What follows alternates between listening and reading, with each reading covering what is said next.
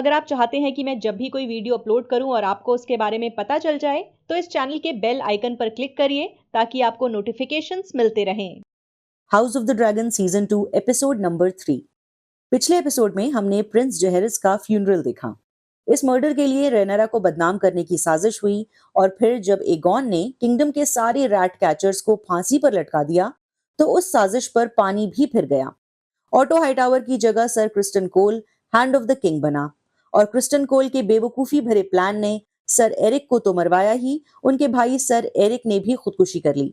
अब आगे एपिसोड का नाम है the burning mill. Basically dance of the dragons की जो पूरी सिविल वॉर है उसकी सबसे पहली जंग बैटल ऑफ द बर्निंग मिल मानी जाती है।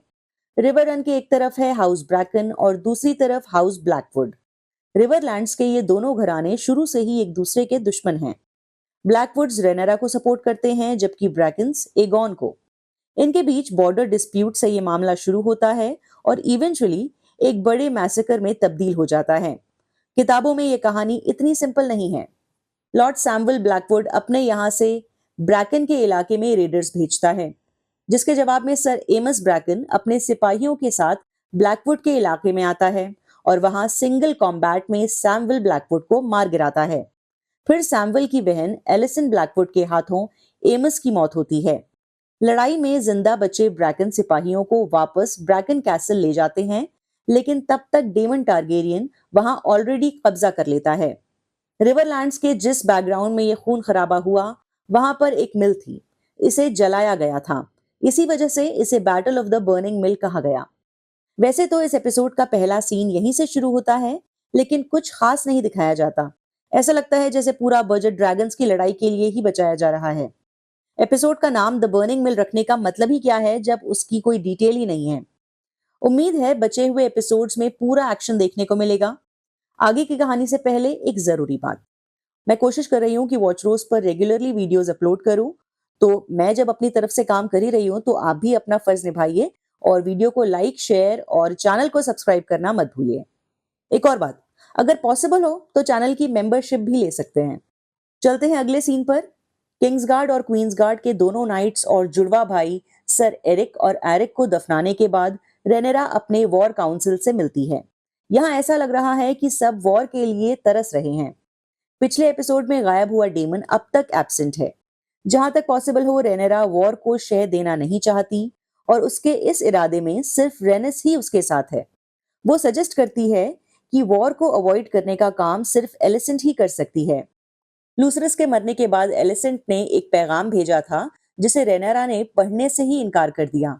उसी पहल के चलते रेनिस को लगता है कि शायद एलिसेंट सुलह चाहती है। वहीं रेनेरा ये डिसाइड करती है कि ड्रैगन स्टोन फिलहाल सेफ नहीं है। वो अपने बच्चे जॉफ्री और एगॉन को दूर भेजना बेहतर मानती है।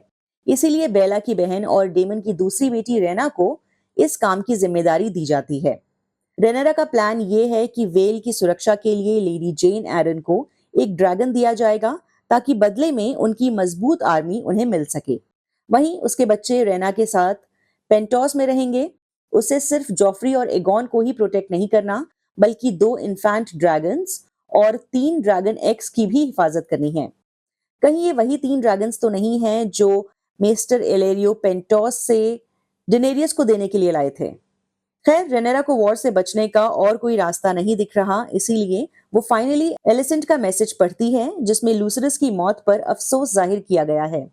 इसी एपिसोड में यह भी क्लियर हो जाता है कि मिसेरिया ने ही सर एरिक के बारे में ड्रैगन स्टोन के गार्ड्स को आगाह किया था। रेनेरा जब मिसेरिया से मिलती है तो वो रेनेरा के कोर्ट का हिस्सा बनने की चाहत जाहिर करती है। रेनेरा को पता है कि मिसेरिया ने किंग्स लैंडिंग में काफी वक्त बिताया है, पैसों के बदले जासूसी की है, इसीलिए वो उससे एलिसेंट से फेस टू फेस मिलने का इंतजाम करने को कहती है। मिसेरिया उसे बताती है कि वैसे तो एलिसेंट अपने किंग्स गार्ड से घिरी रहती है, इसीलिए उससे मिलना मुश्किल है, लेकिन एक जगह ऐसी है जहां उससे अकेले में मिला जा सकता है।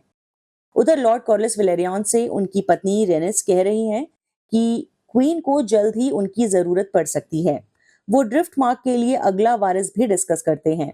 लूसरस को वारिस बनाया गया था, लेकिन उसकी मौत के बाद से नया वारिस अनाउंस नहीं किया गया है। कॉर्लिस चाहता है कि वो दोनों बच्चे के लिए फिर से ट्राई करें, लेकिन रेनिस इसमें इंटरेस्टेड नहीं है। वो कॉर्लिस से कहती है कि बेला को ड्रिफ्टमार्क का वारिस बनाने के बारे में कंसिडर किया जाए। डेमन अपने ड्रैगन करैक्सिस के साथ हैरनहॉल पहुंचता है। वहां की रियासत पर हाउस स्ट्रॉन्ग की हुकूमत चलती है। इसे वेस्टरॉस का सबसे मजबूत किला कहा जाता है। एगॉन द कॉन्करर के ड्रैगन बेलेरियन ने इसे जलाकर खंडर में बदल दिया था। वहीं पिछले सीजन में लेरिस स्ट्रॉन्ग ने भी महल के उन कमरों में आग लगाई थी जिसमें उसके पिता लाइनल स्ट्रॉन्ग और भाई सर हावन स्ट्रॉन्ग रुके हुए थे। इन कमरों की झलक भी इस सीन में दिखाई जाती है। फिलहाल इस किले को सर साइमन स्ट्रॉन्ग संभाल रहे हैं, जो रिश्ते में लेरिस स्ट्रॉन्ग के दादा हैं। डेमन को देखते ही वो फौरन रेनेरा के क्लेम को सपोर्ट करने के लिए मान जाते हैं। उन्हें भी यकीन है कि लेरिस स्ट्रॉन्ग ने ही अपने पिता और भाई को मरवाया था। खैर, हैरनहॉल की हालत काफी खराब है। यहाँ की छतें टपक रही हैं, दीवारों में सीलन है, लेकिन वेस्टरॉस में इससे बड़ा कोई किला नहीं है। डेमन को हैरनहॉल चाहिए क्योंकि यहाँ तकरीबन 40,000 सोल्जर्स को रखा जा सकता है। वो इस किले की मरम्मत करवाने के लिए तैयार है। वैसे स्ट्रैटेजीज में डेमन की ज्यादा दिलचस्पी नहीं है। जब उससे पूछा जाता है कि आगे का क्या प्लान है तो वो कहता है, हम किंग्स लैंडिंग मार्च करेंगे और आयरन थ्रोन पर कब्जा करेंगे। साइमन उसके जवाब से कंफ्यूज होते हैं तो डेमन स्ट्रैटेजी एक्सप्लेन करने की जगह ये कहने लगता है कि आयरन थ्रोन तलवारों से बना एक सिंहासन है। बेसिकली उसे स्ट्रैटेजी में कोई इंटरेस्ट नहीं है। जेरिस का कत्ल शायद उसे भी परेशान कर रहा है। हैरन हॉल में उसे एक विजन दिखता है जिसमें यंग रेनेरा जेहरिस का सर उसकी बॉडी से सिल रही है। बाद में हैरन हॉल के गॉड्सवुड्स में एक विच जैसी दिखने वाली औरत उसे बताती है कि इस जगह पर उसकी मौत होने वाली है। इस औरत का नाम एलिस रिवर्स है। अभी हमें इस कैरेक्टर के बारे में ज्यादा नहीं पता। एक बिल्कुल छोटा सा ब्रेक। मैं वियतनाम गई थी, उस ट्रिप के वीडियोस देखने के लिए आप वॉच रोज व्लॉग्स पर जाएं। लिंक ऊपर भी दिया हुआ है और डिस्क्रिप्शन में भी। वही किंग्स लैंडिंग में नया हैंड क्रिस्टन कोल किसी भी काउंसिल मेंबर को कन्विंस नहीं कर पा रहा है। सब आपस में बहस कर रहे हैं। हैंड होने के नाते उसे किंग्स लैंडिंग में रहकर स्ट्रैटेजी बनानी चाहिए, राजपाट संभालने में एगॉन की मदद करनी चाहिए, मगर इस काम में उसका मन नहीं है। वो आइडिया देता है कि अपने कुछ लोगों के साथ वो रिवरलैंड्स जाएगा और वहां की आर्मीज को कंसोलिडेट करने का काम करेगा, चाहे इसके लिए उसे लॉर्ड्स को डराना धमकाना, उनसे लड़ना या फिर उन्हें मारना ही क्यों ना पड़े। उसके इस प्लान से बस एक ही आदमी खुश है, उसे हैंड बनाने वाला किंग एगॉन टारगेरियन। एगॉन अलग ही जोश में है। हाउस ब्रेकन ने उसके नाम पर जो खून बहाया है, उस बैटल ऑफ द बर्निंग मिल को वो अपनी जीत की तरह देख रहा है। एगॉन पहले तो एमंड को कहता है कि वो वगार को लेकर कोल के साथ जाए, लेकिन कोल इसके लिए मना कर देता है क्योंकि किंग्स लैंडिंग की सुरक्षा के लिए एमंड और वगार दोनों का यहाँ होना जरूरी है। फिर एगॉन खुद अपने ड्रैगन सनफायर के साथ साथ चलने की तैयारी में लग जाता है। आपको याद होगा कि जब सर एरिक राजा विसरिस का ताज लेकर रेनेरा के पास भाग गए थे, तब एगॉन द कॉन्करर का ताज पहनाकर एगॉन का राज्याभिषेक किया गया था। अब उसने एगॉन द कॉन्करर का आर्मर भी पहन लिया है। वो जाने की तैयारी में ही था कि लेरिस वहां पहुंच जाता है। आसानी से मैनिपुलेट हो जाने वाले एगॉन को वो नहीं जाने के लिए कन्विंस करता है। वो उसे बताता है कि ऐसे र्यूमर्स चल रहे हैं कि काउंसिल सीक्रेटली चाहती है कि आप लड़ने के लिए क्रिस्टन कोल के साथ चले जाएं ताकि एलिसेंट और एमंड उनकी एब्सेंस में किंगडम को रन कर सकें। एगॉन इस झांसे में आ जाता है और अपना फैसला बदल देता है। यही नहीं, लेरिस स्ट्रॉन्ग को मास्टर ऑफ विस्परर्स का टाइटल भी दे देता है, जबकि उसके पिता किंग विसरस का मानना था कि राजपाट चलाने के लिए यह जानना जरूरी नहीं होता कि लोग आपस में क्या कानाफूसी कर रहे हैं। यही वजह थी कि उन्होंने अपने काउंसिल में कभी भी कोई मास्टर ऑफ विस्परर्स नहीं रखा। उधर एलिसेंट अपनी बेटी हेलेना से मिलती है। वो अब भी जेहरिस की मौत के गम में डूबी हुई है। जब एलिसेंट कहती है कि उसे हेलेना की फिक्र हो रही है, तो हेलेना जवाब देती है, मैं तुम्हें माफ करती हूँ। वो एलिसेंट को किस बात के लिए माफ कर रही है? शायद इस बात के लिए कि जब क्रिस्टन कोल को उसे और उसके बच्चे को प्रोटेक्ट करना चाहिए था, तब वो एलिसेंट के साथ बिजी था। या शायद इस बात के लिए कि आयरन थ्रोन का वारिस डिसाइडेड होने के बावजूद उसने एगॉन जैसे सिर फिरे को राजा बना दिया। वही किंग्स लैंडिंग के एक टैवर्न में उल्फ नाम का एक नया किरदार दिखता है। वो अपने साथियों को बता रहा है कि वो डेमन और विसरस का हाफ ब्रदर और रेनेरा का अंकल है। उनमें से कुछ लोग उसका मजाक उड़ाते हैं, कहते हैं तुम्हारे तो बाल सिल्वर नहीं हैं, जिस पर वो रेनेरा के बच्चों का जिक्र करता है कि उनके भी तो बाल सिल्वर नहीं हैं। अपने दोस्तों के साथ हो रही बातचीत में वो रेनेरा का साथ देने का वादा करता है, लेकिन जैसे ही वहां एगॉन पहुंचता है वो चिल्लाने लगता है, ऑल हेल द किंग। इस एपिसोड में एक और नया कैरेक्टर इंट्रोड्यूस होता है। ये एलिसेंट का भाई सर ग्वेन हाईटावर है। ये ओल्ड टाउन से आया है। ये सर क्रिस्टन कोल की टुकड़ी में शामिल है। हालांकि अपने पिता ऑटो हाईटावर को रिप्लेस करने के लिए वो उस पर तंज भी कसता है। ये दोनों अपनी आर्मी को पीछे छोड़कर सिर्फ कुछ घुड़सवारों के साथ रेकी कर रहे हैं, लेकिन तभी आसमान से वेस्टरॉस के अलग अलग हिस्सों पर नजर रख रही बेला इन्हें देख लेती है। कोल और उसके लोग भागकर जंगल में कवर ले लेते हैं, वरना आज इन सभी का काम तमाम हो जाता। बेला उन्हें मार तो नहीं पाती, लेकिन उनके बारे में रेनेरा और उनकी काउंसिल को रिपोर्ट करती है। एपिसोड का आखिरी सीन रेनेरा और एलिसेंट के बीच है। मिसारिया की मदद से रेनेरा उस जगह पर आ गई है जहां एलिसेंट अकेली होती है, द सेप्ट ऑफ बेलर। रेनेरा यहाँ भेस बदल कर आई है। वो अकेली है और एलिसेंट के पास आकर बैठ जाती है।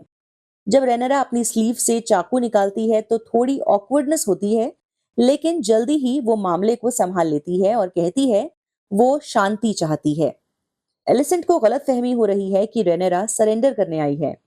पहले तो लगता है कि रेनेरा कन्विंस हो गई है कि शायद वाकई उसके पिता ने मरते वक्त अपना वारिस बदल दिया था, लेकिन जब एलिसेंट उसे उस रात का पूरा किस्सा सुनाना शुरू करती है और जिक्र होता है the Prince that was promised, तो रेनेरा समझ जाती है कि उसके पिता मरने से पहले क्या कहना चाहते थे। वो अपने बेटे एगॉन का जिक्र नहीं कर रहे थे, बल्कि वो तो एगॉन द कॉन्करर की बात कर रहे थे। उसे समझ में आ गया है कि एलिसेंट को गलतफहमी हुई है। लगता तो यही है कि एलिसेंट भी समझ चुकी है कि उसकी गलतफहमी की वजह से सारा मामला शुरू हुआ है, मगर अब पूरा कंट्रोल उसके हाथ से निकल चुका है। दोनों के बीच कोई बात नहीं बन पाती। एलिसेंट वहां से उठकर चली जाती है और खत्म हो जाता है ये एपिसोड। चलो, कम से कम दोनों के बीच मुलाकात तो हुई और उनके बीच अब कोई गलतफहमी नहीं बची। देखना इंटरेस्टिंग होगा कि एलिसेंट अब क्या करेगी। जंग करने के इरादे से निकला क्रिस्टन कोल एक बार तो बच गया है, क्या आगे भी बच पाएगा? और डेमन क्या करने वाला है? क्या वाकई में हेरन हॉल में उसकी मौत होगी? देखते हैं आगे क्या होता है। आप बताइए, आपको कैसा लगा ये एपिसोड? मुझे तो कुछ खास पसंद नहीं आया। मेरी आवाज से भी आपको लग रहा होगा कि कुछ गड़बड़ है, तबीयत एक्चुअली में थोड़ी ठीक नहीं है। तो इसी बात पर वीडियो को लाइक कर दीजिए, इतना एफर्ट लगाया है अगर, और शेयर करिए। साथ ही अगर कोई सवाल है तो कमेंट भी करिए। बाय। एक मिनट, अभी कहाँ जा रहे हैं? अभी इस वीडियो को लाइक करना है, अपने दोस्तों के साथ शेयर करना है, और अगर मन में कुछ विचार आए हैं तो वो भी कमेंट के जरिए बताने हैं।